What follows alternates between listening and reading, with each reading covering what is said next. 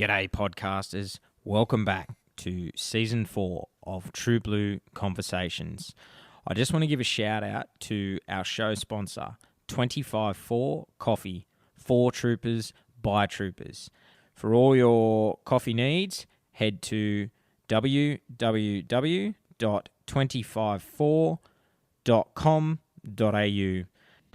G'day, welcome to True Blue Conversations. I'm Adam Bloom.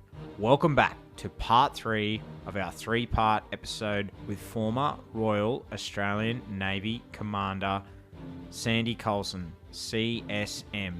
We hope you've enjoyed part 1 and 2, and we hope that you enjoy the final part of this amazing veteran's story. So, Sandy, you are involved with a very special, there's a very special lady that she was a nurse in World War II, Vivian Bullwinkle, and you have a very close connection to Vivian. And can you just share with us a little bit about Vivian's story? Well, it's an amazing story. It's really a terrible story in a way.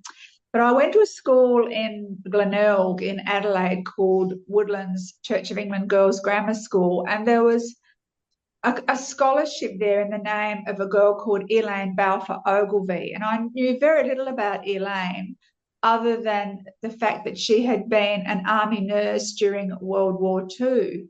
And it wasn't really until, I suppose, I was getting close to transferring to the reserves in 2002, but a bit before that I really started to do a bit of research into Elaine's story, and I started to read into the whole story of these nurses. And I'll just do a little bit of reading so that I get it correct.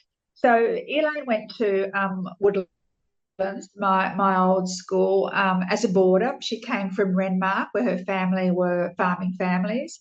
She was a popular girl at school, and there's now a scholarship for a girl who's the daughter or granddaughter of an old scholar that went to that school, who attends any Anglican school in Australia. So that's the story of Elaine's scholarship.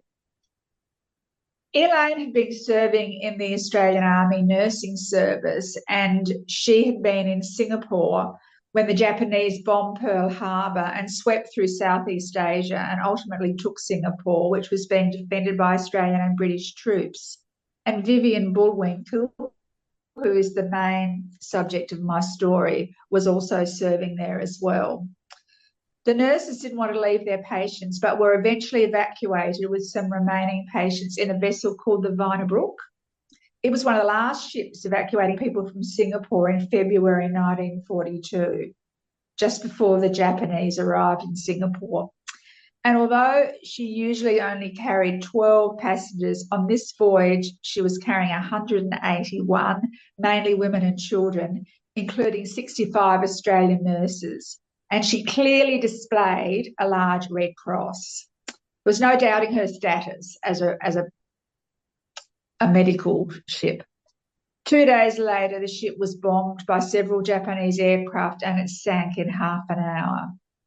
About 150 survivors made it ashore to Bangka Island, which is now part of modern Indonesia. I think it's off the coast of Sumatra or in that general area. The island had unfortunately already been taken by the Japanese. There was then a really terrible incident, which is very hard to talk about. I always have to rehearse it because I'm really worried I'm going to start crying when I talk about it, because it is such a terrible incident. There were 22 Australian Army nurses survived the sinking, including Elaine Balfour Ogilvie and including Vivian Bullwinkle. They surrendered to the Japanese and then stayed with a few wounded and a few soldiers. The soldiers and the male wounded were taken away from them, and they heard gunfire, the sound of gunfire. Then the Japanese returned and the girls saw a machine gun being erected, and they knew that this obviously didn't mean anything good was going to happen. They were all ordered to march into the sea. Sister Bullwinkle, who was the one survivor, had already heard some of the men being shot or bayoneted, so the sisters knew they were going to die. They started to walk into the sea, and I quote from an article which was written recently by a journalist called Belinda Jepson. It was written a couple of years ago. They walked into the water shoulder to shoulder, their red crosses displayed and worn like armour. They waded through the water towards the horizon. Their matron said, "Chin up, girls, I love you all." And then they were shot from behind. There was only one survivor, and that was Vivian, who lay down in the waves and pretended to be dead so that she wouldn't be shot. The other girls were all shot. Vivian was the one survivor of this terrible, terrible atrocity. Elaine Balfour Ogilvie from my old school died on that day in the water. Sister Bullwinkle was a 26-year-old who had come from Kapunda in South Australia. She later gave evidence at the War Crimes Commission after the war about the incident, although nobody was ever brought to justice. She did last for another couple of days looking after a surviving patient who she found somewhere else, a soldier who she looked after, but she was finally captured by the Japanese and taken to a prisoner of war camp for women. She hid her uniform for the duration of the war because it had bullet holes in it. So I don't know what she was wearing when the Japanese caught her, probably a petticoat or something. And she hid this, I don't know how she hid it, but she hid this uniform for the rest of the war, and it is now on display at the Australian War Memorial. And you can see the marks in it where bullets had penetrated. She was wounded, but it was shrapnel, so she was able to survive. And I suspect that when she got to the prisoner of war camp, there probably was some help to pick out bits of shrapnel. When she was released from the women's prison, she decided that in memory of her comrades who had died, she would be the best nurse possible in memory of her fellow nurses who perished on that beach in what is now known as Indonesia. And she was a wonderful nurse. She spent many years running the hospital for infectious diseases in Adelaide, and she became a leading member of the Australian College of Nurses. There's a statue was unveiled in her honour at her hometown of Kapunda in northern South Australia in 2000, and she was expected to attend that, and I was going to that. Unfortunately, she died a week before that statue was unveiled, having had a long and full life after her terrible experiences. But I went to that unveiling and I met some of the prisoners of war from that era, some of the people who'd been nursed by her as Australian soldiers, and they could not speak highly enough of Australian nurses. It was just amazing. But the really good thing that's going to happen is that a statue is going to be built of Vivian in the grounds of the Australian War Memorial, similar to the one that's there of Weary Dunlop, I guess. You would know the very famous statue of Weary Dunlop. And Vivian's statue will be the first one of an Australian servicewoman. So it's really very, very significant and very exciting. And they're fundraising at the moment. So if anybody would like to contribute towards that statue, if you just go to the Australian War Memorial, all the information will be there for you. But the thing I didn't mention was that for many years, Vivian did not speak about some of the horrors that were perpetrated on those nurses before they were actually forced into the sea and machine gunned. And I need not go into the details of what happened to female nurses before they were actually killed. Sexual assault is one of the things that immediately springs to mind. And she was told at the time of the War Commission or the War Tribunal not to speak about it because it would just be too horrifying for the Australian public. I guess then that era, that was the way people thought. Today, obviously, we would tell the whole story. But it's such an awful story. Because I've been thinking about it lately, knowing that I was doing this podcast. I mentioned it to my cousin in England, and she knew nothing about it, and she said, "Oh, I didn't realise that the Japanese army was so brutal." So it's not a widely known story outside Australia, and I guess not every Australian knows that story. But things like the scholarship in the name of Elaine Balfour Ogilvie help bring that story to the attention of a relatively small group of people. And the kids from that school do a visit to Canberra, and the old scholars who live in Canberra tell them about Elaine Balfour Ogilvie, who went to the school and who was one of the sisters who was machine gunned by the Japanese in World War II. And of course, Vivian had a high profile for really the rest of her life because she told the story. And other people who had been prisoners, the female prisoners, told their stories. There was another lady called Jan Raffa-Hearn, who was a Dutch civilian living in what is now Indonesia, and she was a prisoner, and she also has been to the commission and spoken about her awful experiences as a prisoner. And we must never let those stories be forgotten, because those women, what they went through, what they suffered, must never be forgotten. I know, Japan is now a great ally to Australia, and you talk to young Japanese and they would be horrified to think what their ancestors did. But we must never forget that these women died in our name so that we can live the life that we live now. And Vivian was that one survivor. How she had the foresight to lie down in the waves and pretend to be dead. And then she didn't just surrender. She stayed with a wounded soldier who somehow survived somewhere else in the jungle for a few days until they just realised that they had to surrender. Goodness knows what happened to that poor man. But she was then taken off to a women's camp for the remainder of the war. But she certainly made it her job to be the best nurse that she possibly could and to tell her story, and she did. So that's the story. So I'm not a nurse, obviously, for my podcast. You know that I'm not a nurse, but I just am so full of admiration for Sister Bullwinkle and for those other nurses and what they did, and the courage they displayed, the mateship.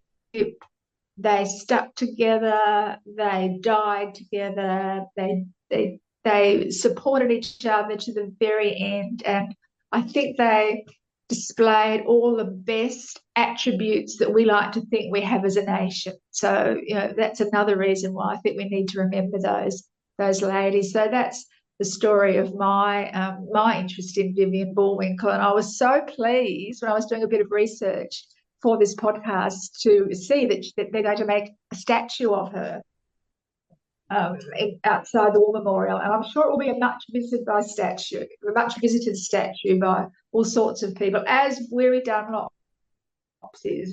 You go to Weary's statue, it's a very tall man, but it's a very tall statue, but there are always flowers at the foot of it, or poppies, or I don't know whether you've been to his statue, but there's always some memento left behind by somebody whose his story has touched. So that's my interest in Vivian Bullwinkle.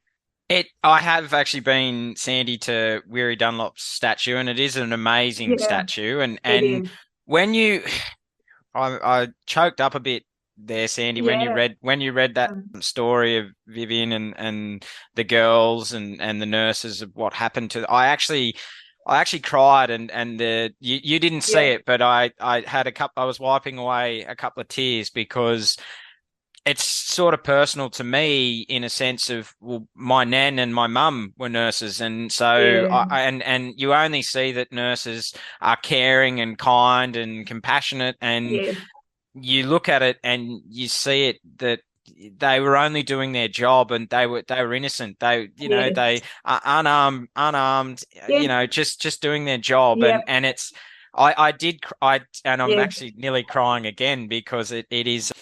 Yeah, it's such a tragic story, and I'm so glad that Vivian and all those nurses are getting the recognition and honor that they deserve today. And I think that will be a very, very special unveiling when it actually Mm. does happen. And Mm. and it is, it's through your podcasts, and we need to, shine a light on the forgotten stories, and Yes. they because Yes. they can be forgotten, and I think it's so important. And Yes.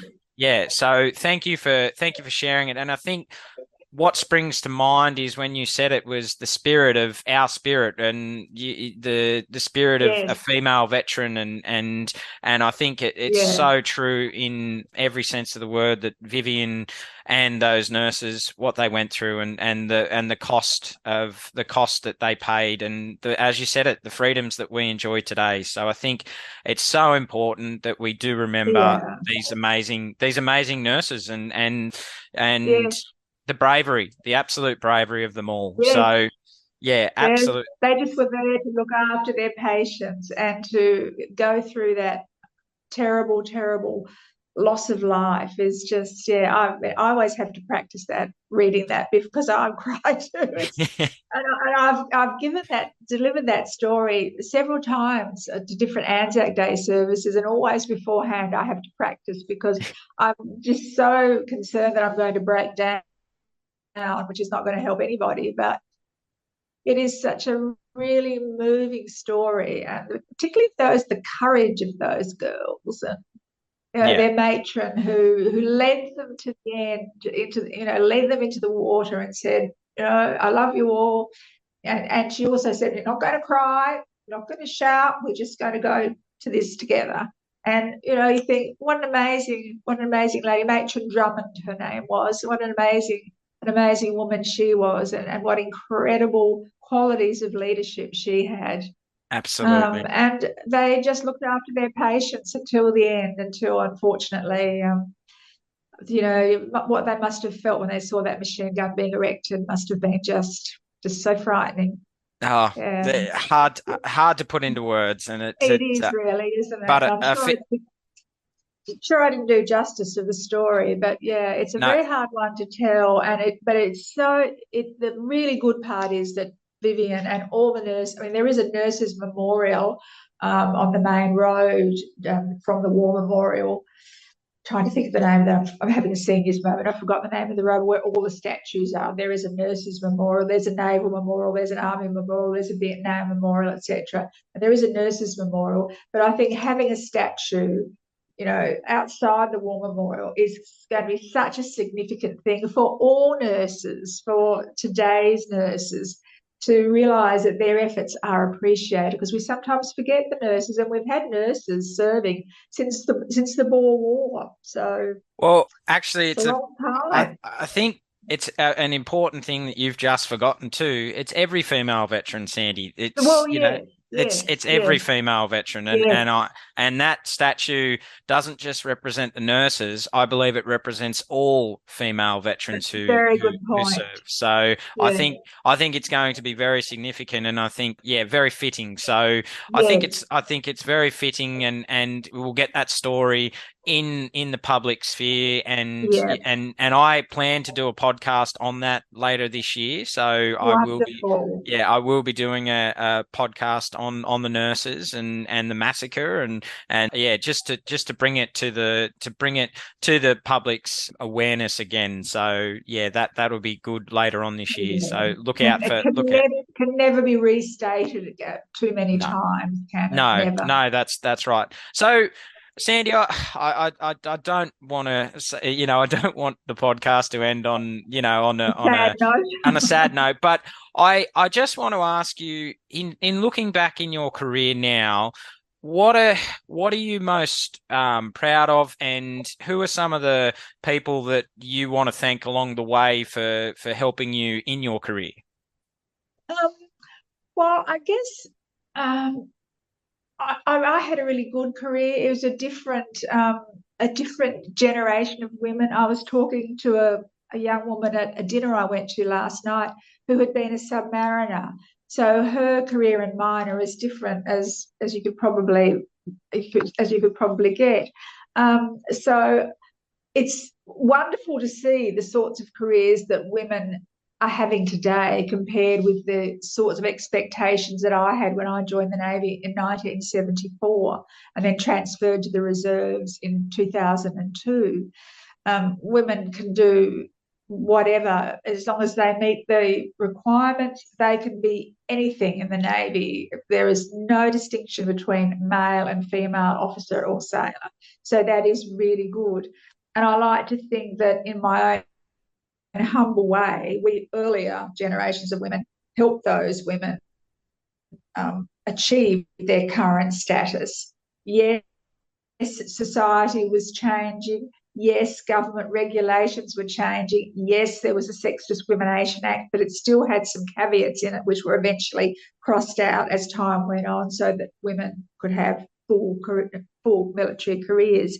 But I still sort of subscribe to the Julia Gillard words that, if I hope that I've done my job well enough that I make it easier for the women coming along behind me. I think that's something that I hope that I did, and people tell me that I did. So unless they're, just saying that to my face, I like to think that I did. Some of the significant figures, I think, Commander June Baker, who was really one of the first women to step out of that Women's Royal Australian Naval Service type of employment and was our first female executive officer or second in command of a naval establishment. And she did it in an era where, there was shock, horror. She's going to be terrible. A woman shouldn't have that job. She hasn't been to sea. She's not qualified, blah, blah, blah. She went there, her head held high. A lot of people at that base didn't want her there as their second in command, but she went there and she did a good job. And because she did a good job, other people like me were able to have that type of posting. So although I didn't have a close relationship with her, I did go to her a few times for advice, always was well received, and she was one of the senior female officers, so I was in awe of her. But yeah, she was certainly an influence on trying to follow that same track that she had done. And I think I've mentioned my old mentor, who, when I worked for him initially, was a Commodore and went on to be the Chief of Navy, Vice Admiral Rod Taylor, who was a really wonderful man. I worked for him when he was a Commodore. He always kept an eye on me. He'd call for me to go and see him. He really was my mentor. He knew exactly where I was at any given time, even though eventually he was running the whole Navy. And he was just, I admired him so much that I thought if I was half the officer he was, I would be very happy. And I worked with some great people. I worked when I was the executive officer of the submarine base for a guy called Captain Kim Pitt, who went on to be a Commodore. He was very different. He was great to work for. He was great fun, but he knew when to draw the line between fun and work. And he was somebody that I also really admired, and didn't necessarily want to be like, because he was a funster, but he was somebody who I thought, wow, some of the things that you have done. And only recently did I read in the Australian newspaper that when he was the commanding officer of one of our submarines, one of the OBOs, the Oberon class submarines, he had been sitting underneath a Russian cruiser in Cam Ranh Bay, Vietnam. And of course, he wasn't allowed to talk about things like that. It's only recently that things like that have been out in the open. And I remember thinking, I didn't know any of that when I worked for him, because obviously he couldn't talk about it to people who didn't have the appropriate security clearances. But wow, what a guy, Some of the things that some of these people have done they just filled me with awe. And yet, at the same time, he'd be the first person to sit down and have a drink with you. So people like him, I really admired. I guess there was a whole lot of a whole lot of similar people to, well, perhaps not similar to him. He was quite unique in a way, but there were most people that I worked for, I really, really respected, admired, and got on with very, very well. But the people I worked with were some of the most significant people, I think, in my life in the Navy. I worked with some fantastic people. They were working for me, but I like to say I worked with them. When I went to the submarine base as the XO, I knew nothing about berthing and slipping submarines. I knew nothing about running small boats around Sydney Harbour. I learned from we call them senior sailors, you would call them NCOs. And they taught me a lot. Um, Once they knew that I was interested, that I wanted to learn, they were so supportive. They supported everything I did at the base until the day I left. So a couple of weeks right at the beginning where they were sort of checking me out, thinking, what's this woman going to be like? Is she going to make it? Is she going to make it, or are we going to break her? But they were really, really, really good. I work with some wonderful people in the Navy, and I'm in contact with so many of them. One of the good things about social media that you must be living at the bottom of South Australia, but you're in contact with so many ex-military people, and so many of the girls that I joined with, that I was the recruit training officer. I think I mentioned we did the podcast. My first job in the Navy was a recruit training officer, even though I'd only been a recruit 6 months previously myself. And I'm in touch with many of those girls. I had breast cancer a couple of years ago, and they were the first girls, some of the girls that I joined the Navy with. The support I got from those women was absolutely incredible. There's nothing like an old military friend if you need some support. So I worked with some great people, and I don't want to sort of name lots of names, but I worked for some great people. But the people that I remember most are the people that I worked with and the people who worked for me, because they were really a great group of people. And, there was the odd person who did the wrong thing, but it was very few and far between. I think I said to somebody recently that I think I raised my voice in my 27-year career in the Navy. I think I raised my voice about 3 times to somebody. And that was really almost, I'm not a yeller and a shouter and a screamer. We Navy people say we leave that to the Army. I mean, obviously on parades you're raising your voice, but in terms of raising my voice in a cross manner to an individual, I think I did it about 3 times, and I think 2 of them were almost theatrics, just to get a message across, as opposed to being really angry. The people you worked with and who were working for me were really just so good. So I say to people who are perhaps thinking, young people who might hear or hear this podcast, if you are thinking of a good career, a career that you can be proud of, you can certainly do a lot worse than think about joining one of the Defence Forces. Because for me, it really was, the best decision one of the best decisions that I ever made. The other one, obviously, was marrying Peter, but yeah, it was one of the best decisions I ever made, and it was a surprising decision for somebody with a degree in languages, a woman with a degree in languages, to do in 1974. People thought I'd become an academic or teach or go into the diplomatic corps if I was fortunate enough to be selected for that. But I'm really, really glad. I actually was just selected by both the Army and the Navy, and I chose the Navy. And I chose the Navy because I knew less about the Navy. The Navy was so small in South Australia in those days. And so there was a bit more of an air of mystery about it. So that's why I chose the Navy, not because of the uniform. People say, oh, you probably chose the Navy because the uniform was nice. Or no, I didn't choose the Navy because the uniform was nicer. It was simply because there was more of an air of mystery about the Navy than the Army. So there you go. Actually, the Army were keener to have me than the Navy. They really wanted me, but the Navy was sort of, oh, yeah, you're accepted, you're in, but that was sort of it. But, I I had a great time.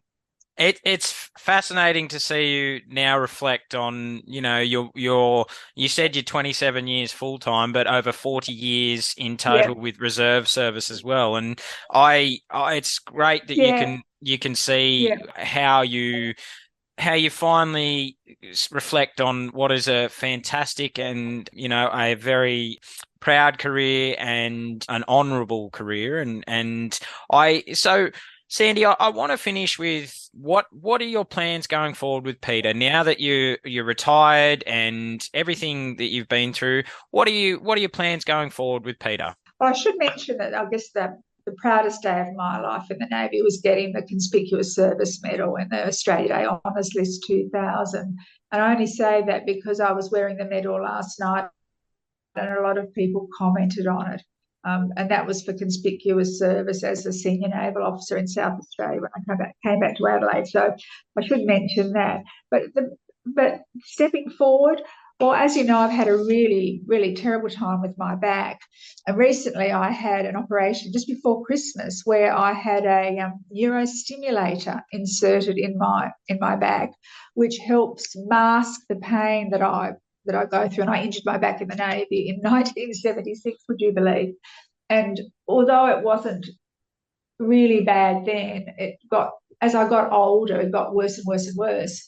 And last year, I was really wondering what on earth was going to happen because my back was just so bad. And you were probably partly a victim of it, Adam, in that I had to cancel some of our podcasts because my back was just so terrible that I didn't think I'd be able to sit up and talk to you for very, very long. And I thought you didn't want to see me lying in bed, lying on a bed doing the podcast. That wouldn't have looked very good. So this neurostimulator, I found myself a young professor in Adelaide who did them, and he seems to have done a great job because my back has been so much better since I had that procedure done before Christmas. I was actually able to go to a dinner last night and be one of the last to leave. That was really good. So, I'll always have this problem, but the stimulator has certainly helped control the pain. It just masks the pain. It doesn't resolve the issue. And there's nothing this young specialist told me that they can really do. I'm just going to have to live with the very bad nerve damage that I have in my back. But the stimulator is certainly keeping my pain well and truly under control, which means that Peter and I are hopefully going to do some of the things that we've drawn a line through and had to cancel over the years. I have a significant birthday in April, and I really want to go to Angkor Wat in Cambodia, the old temples. And I was sitting, unbelievable coincidence, I was sitting opposite a much younger naval fellow than me last night who'd been part of the mission to Cambodia, General Sanderson's mission, where they took a whole lot of people from all around the world and they conducted the first free elections in Cambodia. And this bloke had been a communications sailor in the town right near where these temples are, and he lives locally. So you just don't know who you're going to find, where you're going to find them. So they're sitting right in front of me, who I spent quite a bit of time talking to, is this bloke who'd been to Angkor Wat, who'd lived right near Angkor Wat, working in the basement of what had been an old palace in the previous regime's time. So that made me even more enthusiastic about going to Angkor Wat. I want to go to the United Kingdom later this year to catch up with my cousin and some friends. And of course, things like that have been on hold because of COVID. And it was always a really difficult trip for me because of my back. So there were just lots of things, spending more time in Cairns, where we like to spend the winters. We've got a holiday house on Norfolk Island, which we've got just after we got married, which we haven't visited for a couple of years. So one of the island elders keeps an eye on the house for us. So we hope to be able to spend more time there. And I'd still like to continue my volunteering. On Tuesday, I've got to go and volunteer with the Red Cross for the blood bank that visits Mount Gambier every couple of months, where people can give blood. So there's always a Red Cross person there just to do the refreshments. So I volunteer for different organisations in town, and I keep in touch with quite a lot of veterans, including some older fellas who are by themselves these days. And it's nice to just catch up with them and make sure that they're okay, because some of them have got bad health. So yeah, I've got plenty of things to do. So and one day I might even write a book. Who knows? Who knows? It's finally great, Sandy, to see that the future's looking bright for you, and after so many years of of suffering with your back, and I want to finish, Sandy, and say that your career is one of inspiration, courage, determination, and you're a true trailblazer. You really are, Sandy. And I remember you saying at the start of the podcast when we first decided, you said to me, "Oh, look, I'm not as glamorous as the SAS, and I'm not as glamorous as some of these other people that have, been overseas and served. But Sandy, what you have been able to achieve is far beyond whether it's going overseas and serving. You have been a true trailblazer, and you've the women going after you. You really did break the glass ceiling, and it's one of true. You are such an inspiration, and to all women, and to myself as well. And that's why I wanted to get you on to share your story. And I want to thank you, Sandy, for your service to our country, and Oh, thank you. thank you for coming on True Blue History. It's been an absolute honor and a privilege to have you on and share your story. So, Sandy, thank you so much. Thank you, Adam. It's been a real pleasure to be with you and to talk with you. And I really look forward to seeing the one about the nurses. That will be fantastic, and hopefully it will coincide with the construction of that statue. That'll be great. Well, let's hope so. I think it's Yeah. it's going to be very special. But Sandy, thank you so much. Thank you once again. It's been an absolute honor and a privilege to have you on. Thank you, Adam. Thank you. Thanks for listening. Don't forget to subscribe and leave a review for the podcast on whatever platform you get your podcasts.